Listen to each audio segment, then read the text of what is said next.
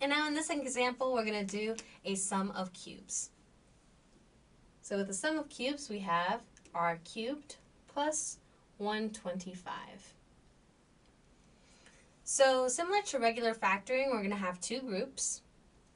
However, our second group will be larger than our first group. What's going to end up happening is in our first group, we have 2 places, and our third group will have 3 places.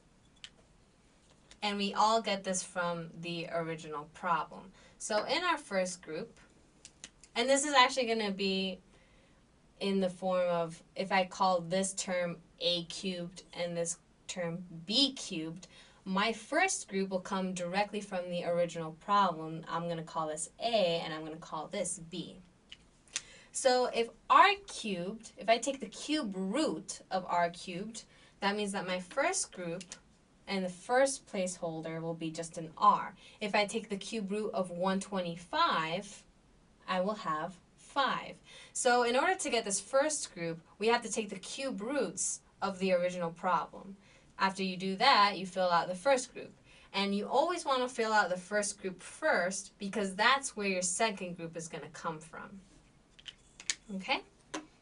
And now our second group is simply going to be, and we're actually going to fill all of this first with the placeholders, and then we'll go back and put in the signs.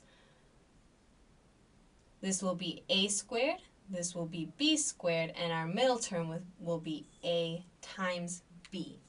So as you can see, if a was r, then for my second group, this first placeholder is going to be a squared. Because a was r, this is going to be r squared here.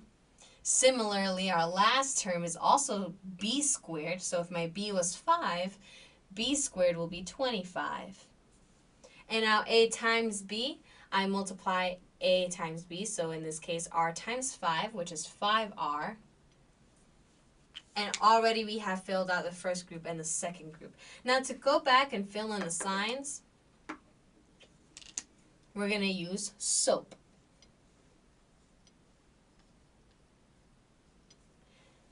So SOAP stands for same sign. And this is same sign from the original problem here. So that will be the same sign that we're going to use for the first group.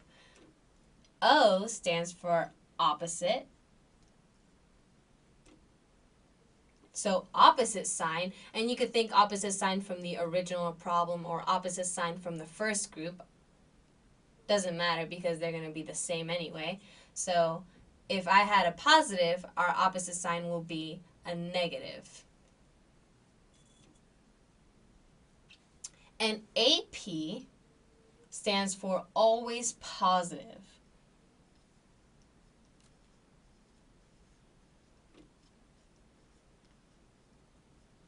So that sign will always be positive, regardless if it's a sum or a difference of cubes. And if you remember this, then you don't have to memorize the following formula, which, if you've seen it before, is how you actually get this group also. If you like formulas, you might enjoy this. A cubed plus b cubed. This was our original problem, or at least the form of our original problem. And it will always factor out to be a plus b multiplied by the second group, which is a squared, minus ab plus b squared.